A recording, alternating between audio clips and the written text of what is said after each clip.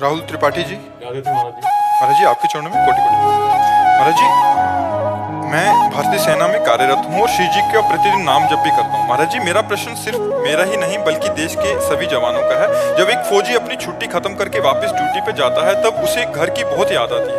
एक नन्ही सी बिटिया की आंखों के आंसू, पत्नी की तरसती हुई आंखें, माँ की खाली झोली। इसीलिए हम जैसे संत का सम्मान करते हैं ऐसे भारतीय सैनिक का सम्मान करते हैं कि कई कई महीनों तक वो अपने परिवार के वियोग में रहकर हमारे राष्ट्र की सेवा के लिए शरीर सुख की परवाह न करके, चाहे घोर बर्फबारी में लगा दिया जाए उसको, चाहे गोलीबारी में लगा दिया जाए, चाहे जहाँ लगा, मतलब बर्फ वर्षा जहाँ हो रही है, जहाँ निरंतर बर्फ गिर रही, जहाँ हम खड़े नहीं हो सकते, वहाँ उसकी ड्यूटी लगी।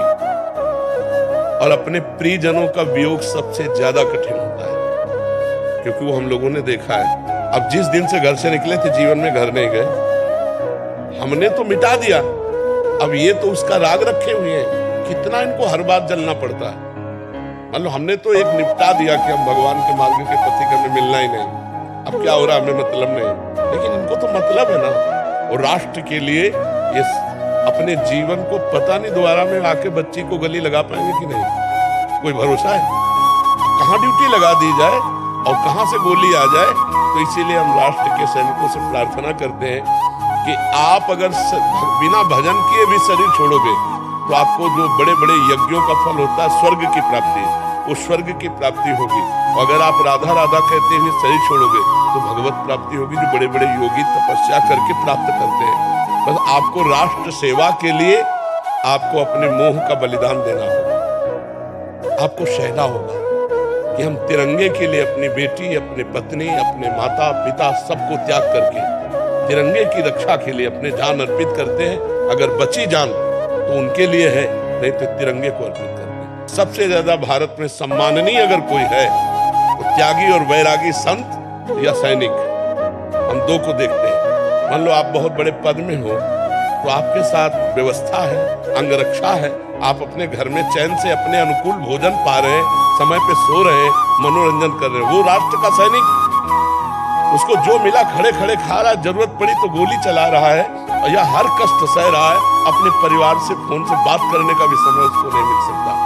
अगर युद्ध क्षेत्र में लगा तो बात करने का भी समय, और हो सकता है आखिरी उसका जीवन हो, इसलिए हम नमस्कार करते हैं, हम उसको सल्यूट करते हैं। जो भारत का आर्मी का जन है, चाहे वो वायु, चाहे वो जल, चाहे वो पृथ्वी का लड़ाकू हो, उसको हम सम्मान देते हैं। और यही बलिदान आपको तिरंगे पे लपेटने का सौभाग्य देता है। हर भारतवासी सल्यूट करता है, हर भारतवासी प्रणाम करता है हमारे सैनिक को। यही बलिदान जो आप छोटे छोटे बच्चों के आंसुओं को ना देखकर अपनी ड्यूटी पर लगे हुए हैं, इसलिए आप उसको भगवान का चिंतन करते हुए प्रधानता राष्ट्र सेवा की रखो और गौड़ परिवार को रखो। समय मिला, जीवन बचा तो फिर मिलेंगे, नहीं तो राष्ट्र के लिए बलिदान है हमारा।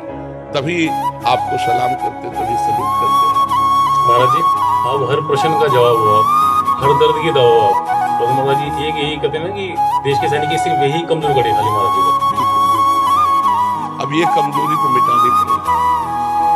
गुरु गोविंद सिंह के दोनों बच्चे दीवाल में चुने जा रहे हैं, लेकिन ना बच्चों ने तोबा बोला और ना गुरु गोविंद सिंह ने। दीवाल में जिंदा चुन दिए गए बच्चे। आपके बच्चे तो भगवान की कृपा से सुरक्षित ही है। उनके बच्चे जिस लड़ाई में आप कदम रखे हुए हैं देश रक्षा के लिए, तो राष्ट्र और देश और धर्म एक ही बात है।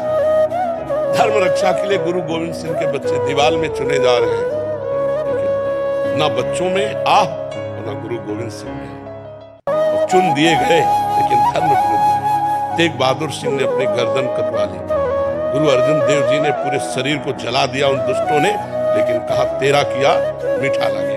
तो ये बहादुरों का मार्ग है, आप बहादुर हो, आप नॉर्मल इंसान नहीं हो, आप राष्ट्र सैनिक हो, तो नॉर्मल की तरह बर्ताव भी नहीं होगा आपका सिंहवत बर्ताव होगा। जब परिवार की तरफ जा रहे हैं तो इस समय पूरा प्यार परिवार को, और जब परिवार से मिले तो जय हिंद। अब हम जानते भी नहीं, राष्ट्र के लिए हमारा जीवन समर्पित। ऐसे वीर बहादुर बनो तो लोक परलोक सब तुम्हारे हाथ में रहेगा। कोई साधारण बात नहीं है, आप राष्ट्र सैनिक हैं। कोई भी ऐसा नहीं है जो सैनिकों के द्वारा सुरक्षित ना हो। अगर आप वहां ना हो तो हम यहाँ भजन नहीं कर सकते, आप वहां कष्ट सह करके तो हम यहाँ चैन से रजाई में सो सकते हैं। अगर आप वहां कष्ट सहकर सुरक्षा में जरा भी पोल कर दे तो यहाँ हजारों लाखों मारे जा सकते हैं। इसलिए आप, हम सबका आशीर्वाद आपके साथ है, हम सबके पुण्य आपके साथ है, और आपका परिवार भी सुरक्षित रहेगा और आप भी सुरक्षित रहेंगे, चिंता मत कीजिए।